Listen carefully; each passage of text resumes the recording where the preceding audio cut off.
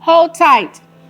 Do not leave your living room because we have some encouraging words tonight from Mrs. Emma Bell, who is 94 years old.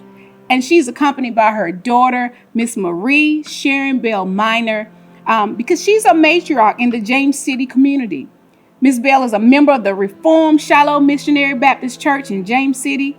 You don't want to miss these words. You do not want to go into 2021 without hearing these words of wisdom. So please, at this time, give all of your attention to Mrs. Emma Bell because she deserves that. She's 94 years old. Well, Mother, we're here today to talk about some of the things you have learned in your life. Going on 94 years tomorrow, which is your birthday, I know you have something to say. And I'm glad you wrote a few things down because I know you learned a lot of things. But we need to talk about a few things because I think that people be interested on some tools or some guidance that you've got so that they can have a good, prosperous life like you. I know you've been a member of Reformed Shiloh Church going on, 84 years? Yes. So you were baptized in that church when you were about 12 years old? Yes, I was. And a faithful member since then? Oh, yes. Serving on Sunday school. Started in Sunday school. I taught Sunday school for years. Secretary of the church. Board member. And I served in every area of the church, every area. Worked with the youth. Yeah. So in doing those things, and I thank you for this piece of paper here, your list here. One of the things I noticed on this list, you talked about the importance of working with others and seeing jobs that other people may not do, and you jumped on them in the church and in the community. What was the benefit for that for you? Well, so many people really didn't have much education going on, you know. And people didn't have the knowledge of becoming leaders and all of that, you know. But I was always say I would do this and I would do that. So I was just about the only youth really left to do most of anything in the church. So I just kept working until we got more members and the church got larger. The membership grew, and things just got better. And then when I left, of course, we had to encourage other youth to become leaders in the church, and they did. They carried on. My brother took my place as secretary, and then some of the other members got up to be adults, and they joined the choirs and all like that. And they carried on up until the present time. Life basically is a journey. And one of the things I remember that you have taught me is that nothing but God stays the same.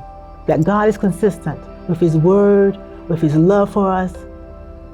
And change has been a big thing for you. You've seen some big things in your life. In going on 94 years, you have seen a lot of social, economic change, even in our own family, health, you know, people being born and people leaving. What has that impact? How's that impacted you with change? How you deal with that? Well, I had to be pretty strong to deal with all of it. There was quite a bit going on, but I never gave up. I always had faith in myself, and I had faith in them too, you know, and I encouraged them along the way. It didn't work for some of them, but some of them it did. And I guess I had to take care of two families after I got married, and you know, and all the whole keep a house and all like that. And then after I grew up and became an adult myself, then I learned a lot just being on my own and with people in the community, elderly people that were in the area, nothing but elders. Didn't have many young people, but it all worked out well. I was always there. Yeah. And I remember something else too you used to do too. You would always go to church and you always prayed. You would talk to other people in your life, you know, who would hopefully be there to provide some kind of support and guidance, but you always had that foundation of God in your life to get you through every situation, every storm. You turn your face to the Lord. And I remember that. And for me, that was an anchor for me. You know, growing up, we have so many things that we have to address in life. And the Bible always put things in there about how to deal with supervisors who don't act right and people who don't always do the things correctly. But I always knew that I could turn my face to God, talk to Him. And it was always an opportunity to get some form of direction and peace. And you gave me that. That is one of the best gifts, the greatest gifts you have ever given me, was that of the Lord. Yeah. You really, really, I'm telling you, and I'm not saying that you were perfect. I'm not saying Daddy was perfect. I'm not saying none of that. What I'm saying is you showed us Jesus. And for me being at the age that I am, it's crucial to my foundation. I can't do nothing but say thank you. Thank you for that. And what a blessing that grows greater than I can tell you. I couldn't even write down how often I always turn to God, how I turn to Him for my answers and guidance. So I thank you for being people of faith.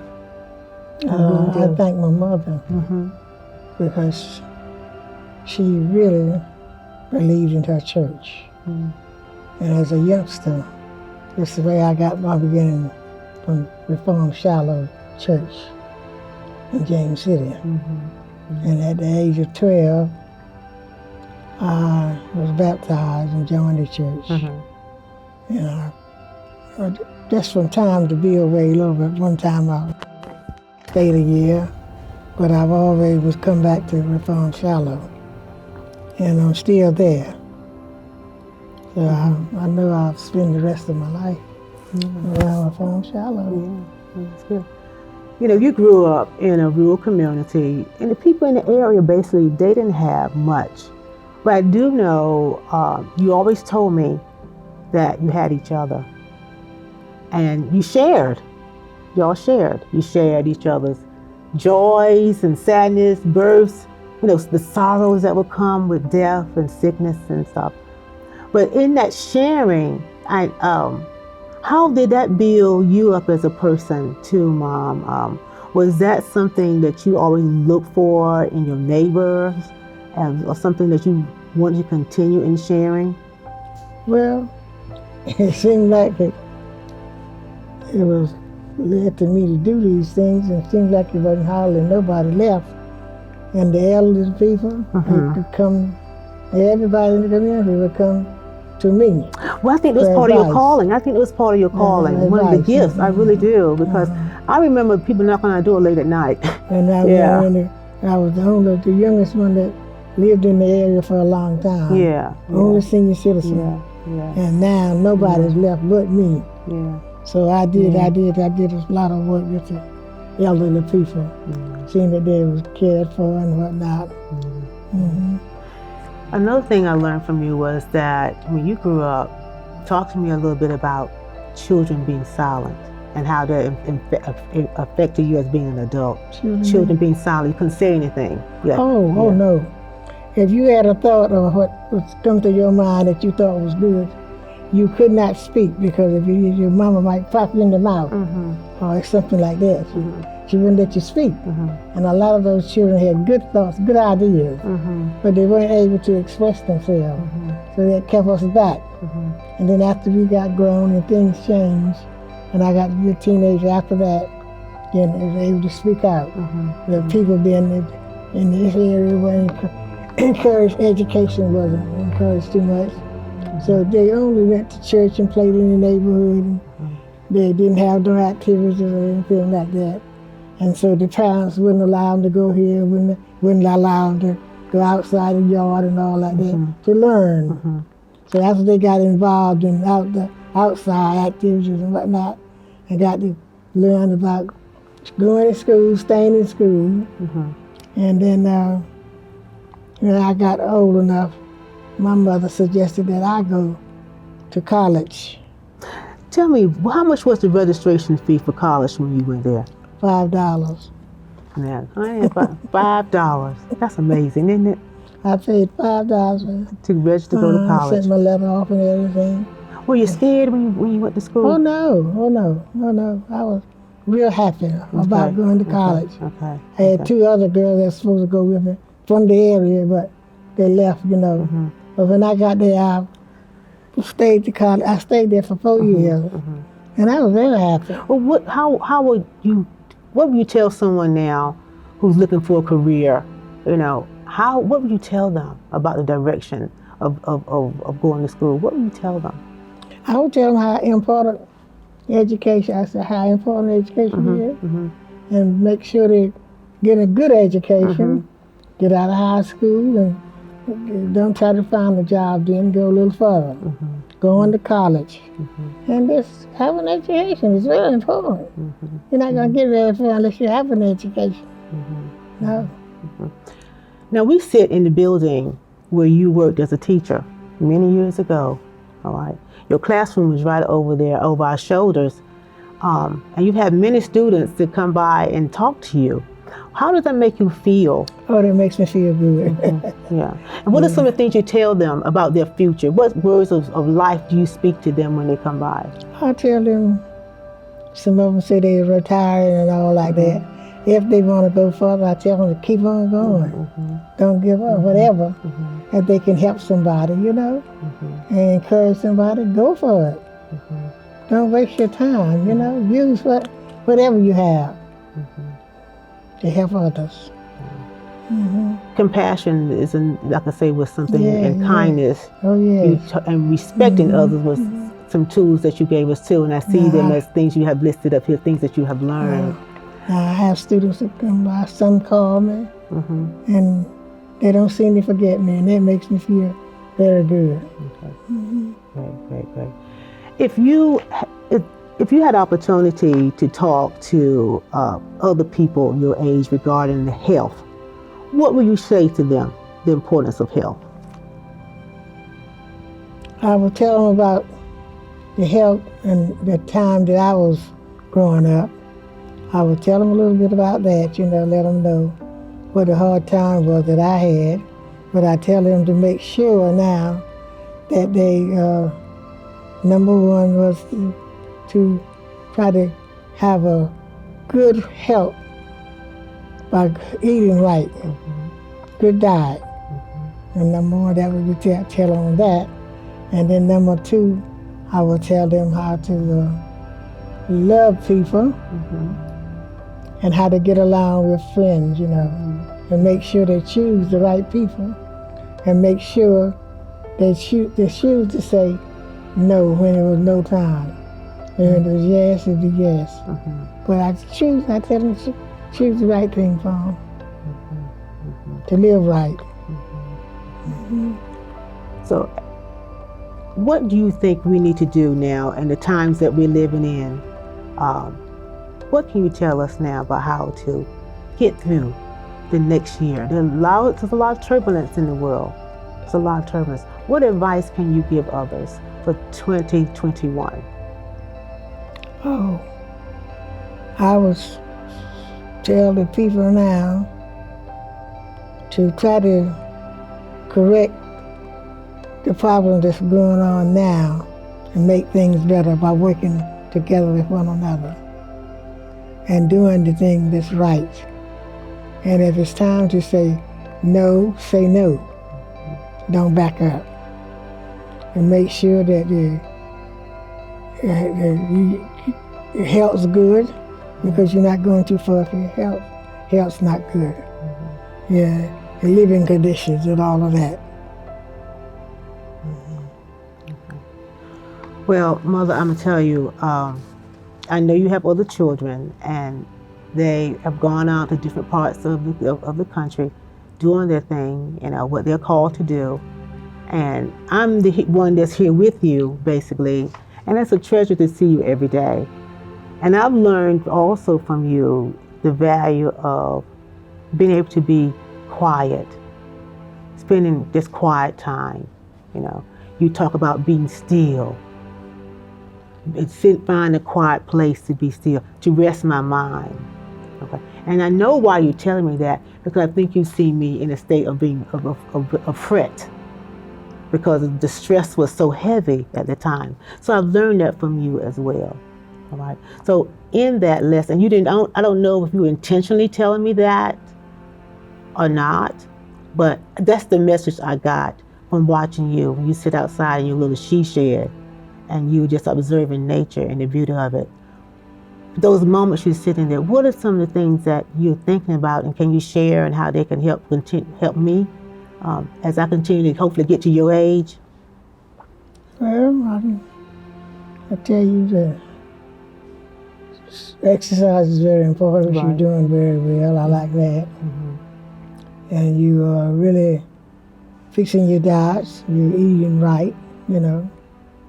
And you are learning how to react with friends, mingling with people who can help you, you know. And you just learn how to live so that you can help somebody somewhere to do better than what they are doing now by getting better jobs and living better and getting community, choosing better housing and things like that. And they don't have to live in the old dilapidated homes no more because they can do better now if they just go and get jobs. I'm going to ask you something about your prayer life. I know you're a praying woman, but can you tell me what one of your favorite scriptures? Just tell me what's one of your favorite ones that always come back to you. Favorite scripture? Oh, 23rd Psalm. The Lord is my shepherd, and He watches over me, He guides me, He provides me, and He does everything for me. So that is one of my favorite, and I love that one most of all. There are others too. Yeah, because when He's our shepherd, there's nothing else left. Because if you're shepherd, right. He's doing everything. Everything. He's gonna find you when you fall. You know, He's gonna come in and bring healing and deliverance, peace. You know, other resources. That's your Father. Yeah. Yes, He is. Okay. Well, Mother, it's such an honor to be able to sit with you every day and to constantly sit at your feet and learn from you. Well, I thank you. Yeah. I thank you. I'm getting good care. Very good care. Well, I appreciate it. I consider it an honor, but it's a privilege that I don't take for granted or take for very lightly. So thank you. Not only from you, but from my son-in-law, who comes in and helps her out and takes care of the other part. Now, and I appreciate him too. Yeah. Now, with the people who may be watching, you know, again, you have a greeting you want to say to them? Well, I would urge them to do unto others as they have them do to you. Be kind. And say things to encourage people. And live for today. You don't know about tomorrow, but you got to live for today and make preparation for tomorrow. And you go along and you see other people who are not living like they should live. Talk to them. Do something about it. Don't let it go without looking back and saying, oh, I could have done this. Do it now. And don't wait until tomorrow. Well, thank you. I thank God for you. Happy New Year, everyone. Be blessed. Enjoy the journey called life. Thank you. Mrs. Emma Bell, she's just a blessing to live 94 years and be able to encourage us to go on, to stand on God's word and go into 2021. I hope that I live to be 94 years old.